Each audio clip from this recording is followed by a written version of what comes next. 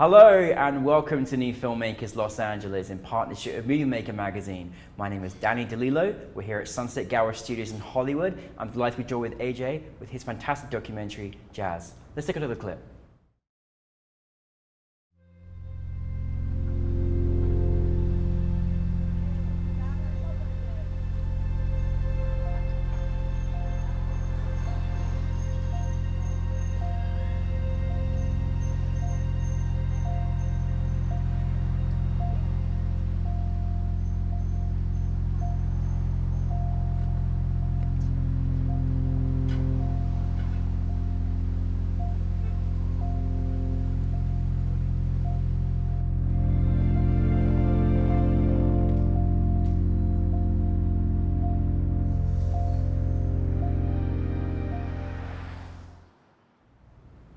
Hey man, so good to have you. Thank you for coming from New York. Thank you for having me. To be here. Yeah. Seriously, you made a brilliant documentary. I'm so glad you brought this story to us. Thank you. But for those that haven't seen it, tell us a brief synopsis. Yeah, Jazz is a documentary short film about Jazz Cameron, who's a painter, and he's been living and working unhoused in San Francisco for the last 20 years.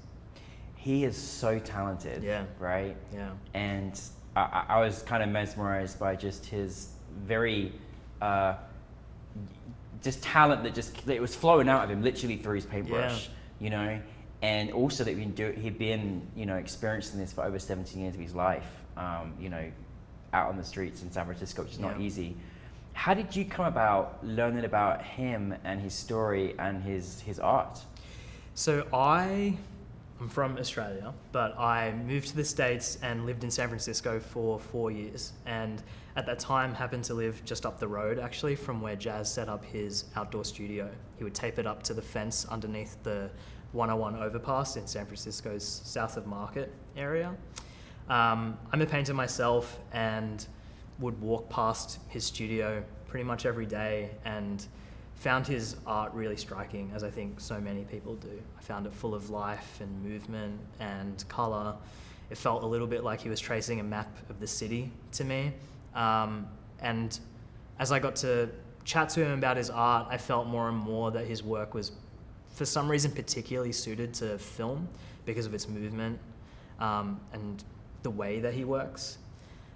And so I had it in the back of my mind for a while that if I had the chance to make a documentary about someone, I'd love to follow him in his art making process, and eventually approached him to ask him whether he would be interested in that. And it was in those conversations that I learned more about his life, his circumstances, and realized at that point how much more of a story there was to tell. Yeah, I mean, you know, it's quite incredible that, you know, I found it fascinating just even the process of him putting up his work, taking down his work, cleaning the surfaces, like all the stuff that he did, you know, was just second nature to him. I've been doing this for so long. It's never easy as a film director, as a documentarian, to be like, hey, can you do your story? Can you trust me to do that? Like, how is that process for you as a director, gaining that relationship from Jazz and kind of like articulating that story together? It was daunting initially. I'm mostly a fiction filmmaker, and this was my first foray into documentary filmmaking. Oh, wow. And so there were a lot of things that I had read about but had to experience firsthand. And I think with Jazz in particular, so much of it was about building trust with him and him seeing me as someone who was interested in telling his story as much as I could from his point of view and not from an outsider's point of view. Yeah. Obviously, I don't live in the circumstances that he does, and there will always be a gap in our lived experiences. But the first few days that I spent with him, we didn't have any cameras rolling, and we just went around the city together. I would spend as much time as I could just observing him and his movements around the city. And over time built a rapport with him, talking about his life and his work. And it was once we had a bit of a connection and an understanding of each other that brought the cameras in and started filming him. And that time was really crucial. It gave me not only a sense of trust with Jazz as a person, but it also gave me a sense of what this film wanted to be and how it should look and how it should feel. And that was really invaluable time spent. And in the end, we spent about a week filming together, and most of that time I spent living with him during that time as well. Wow. And I mean, I'm so glad that you took the time to, you know, build that rapport, that relationship, that trust. Not everyone does that, and that's such an important dynamic for him mostly, but you know, for you too, to experience it as well and really build that together. It's never easy making a documentary. I'm sure it feels different to fiction, and because you never quite know the outcome of the story, sometimes till the edit. Yeah. What surprised you most about making this film? There were so many little details and moments that I could never have accounted for, moments of magic that you only realize when you have the kind of focus and quiet to pay attention to someone like that. You were talking about how much care he takes with his spaces, how meticulous he is in setting up his space, but because he works in a public setting, how much care he takes in taking down his work, how much care he takes to make sure his spaces are clean, not only for himself, but for the public who see his work and live and move around him. I think all of those things were details that I wouldn't say surprised me, because I understood what a gentle and kind person he was, but they're the details that I didn't expect to capture on film. And I think that the moment that most surprised me, that was such a joy to be able to capture with a camera, was a moment where he walked past another unhoused person and stopped to give him money and ask him how his day was going.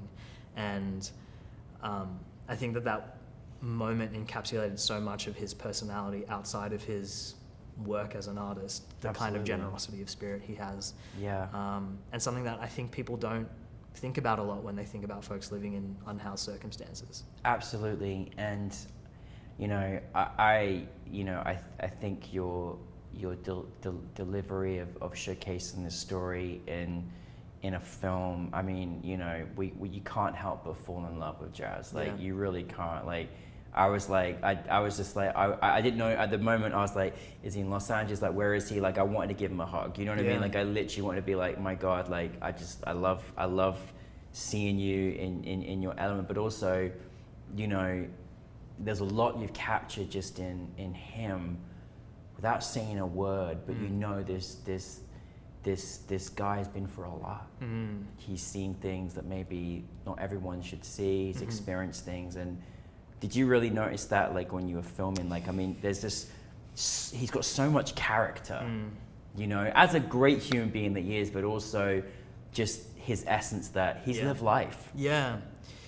There's, you know, he's a quiet guy by nature. But you're absolutely right. I think, as I said, there's aspects of his life that I'll never be able to totally understand, just because of the circumstances that I've lived in compared to him. I think of Jazz as a person with a tremendous amount of hope, so much excitement and enthusiasm for what he does for a living, so much dedication to his career and to sharing his art with his community. I think that he's certainly had moments of tremendous difficulty in his life, most of which are caused by circumstances outside his control. But I think that his spirit and his nature and his determination to make the best of his circumstance, I think speaks to a depth of his character that hopefully comes through on screen. Absolutely. You know, taking this to the wider spectrum, you know, we live in a country that has some of the worst unhoused people in the western side of the world. We live in a state that has the worst situation of unhoused people, you know, in the whole country. And in these two cities, particularly San Francisco and Los Angeles that we're in, it's beyond devastating. Like, it's beyond devastating to walk around thinking that this is normal, because it's not. Is that something you kind of wanted to sort of address and really show the human behind that? Yeah, I think...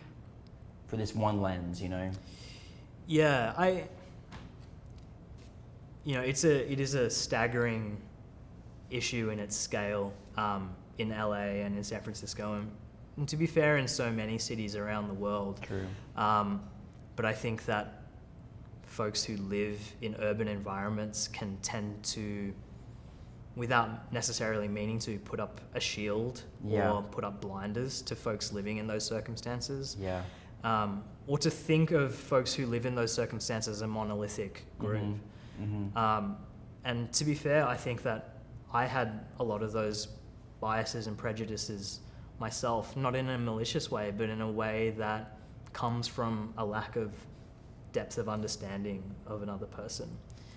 I think that the experience of making this film helped me see the ways in which this housing issue that California faces in so many of its major cities is both a complicated one and not a complicated one at all, and that so much of our policy making flaws could be solved by more time spent hearing from people directly, with a little bit more time spent empathizing with folks who don't share the same experiences as us, and taking time to understand what a person's priorities are irrespective of their housing circumstances. 100%. What, like, having made this documentary, where you've taken it, what has Jazz seen the film? He has seen the film. What did he think? Yeah, he loved it. He did. Yeah, he's a bit of a hero now, isn't he? I know, He's in the big lights. Yeah, it's been really nice to share his story with folks. We had the chance to screen the film at a theater called the Roxy in San Francisco, which is a historic theater there, and we were able to share that film with a bunch of people in the unhoused community in San Francisco and bring them into the theater and hear from Jazz and hear from other folks in the unhoused community speak after seeing the film. And it was a really moving and beautiful experience. I think Jazz really enjoyed the film. He was laughing a lot at his overflowing storage units and things like that.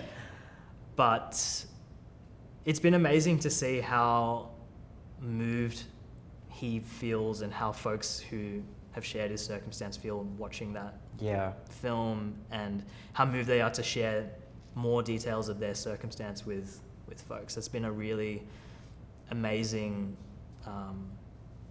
consequence of this film that I didn't necessarily expect we'd get to have. And to see people interested in his story, excited to look him up, to buy his art, to talk to him on the streets of the city now. Yeah, it's amazing, and he's definitely a hero now. No, he's a hero for us all, and that's, I think, something that's so brilliant about film, is that he's now everywhere and all over the place, and people are thinking about him, celebrating him, and I think there's a lot of credit to you as well as a filmmaker that you made sure that people that were invited to experience it, were also from a similar community who can really understand and empathize with those circumstances too, which is amazing. What is next for you? Next is a few fiction projects. I just wrapped a fictional short film called Starch, which is about my parents and their journey to Australia when they first moved there from India in the early 1990s. So that's really exciting, and we're pumped to get that out to the world. And then hopefully from there, I'm starting to move towards my first feature film, which is set in the world of Indian classical dance. Amazing. Amazing. Well, looking forward to whatever you bring us next, but thank you for bringing Jazz. Thank you, Jazz, for being the star of your own story. But no, really, really thank you very much, and welcome to the New Filmmakers LA family, so thank you. Thanks for having me, appreciate it. Thank you. Ajai, everyone.